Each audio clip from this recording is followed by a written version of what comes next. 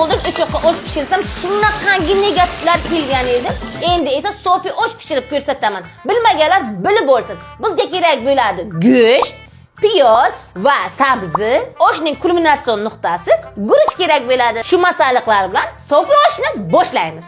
Qozonga birinchi nazar solamiz. Topishmoqni javobini bilib oldingiz. Keyin esa yog', piyozni yaxshilab qovurganimizdan so'ng go'shtni solamiz. Go'sht albatta lahm bo'lishi kerak, lekin bizning uyimizda suyakli go'sht bor ekan. Buxoroda ko'proq qizil sabzi ishlatiladi. Nargazi qilingan sabzini solib, ustidan pamukalidan kelgan zarchivarni solamiz. Qozonni og'zini yopib, nargazi qilingan sabzilar o'lgancha gazni tagini baland qilib qo'yamiz. 1 kilo guruch ichida necha dona guruch bo'lishini bilasizmi?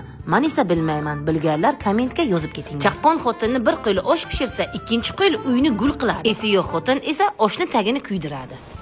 Osh!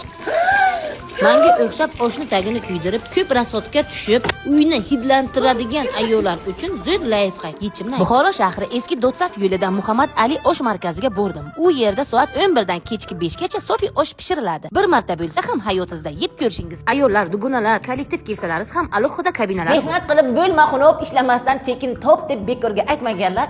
Xarajat qilib osh uchun shuncha narsani keltirib, kuydirib, pishirib, ustiga hidini qoldirib kerak emas. Eng zo'r qulayliklar Muhammad Ali osh markazida kelasiz, osh sofini olib yeysiz, uyingizga olib ketsangiz ham bo'ladi.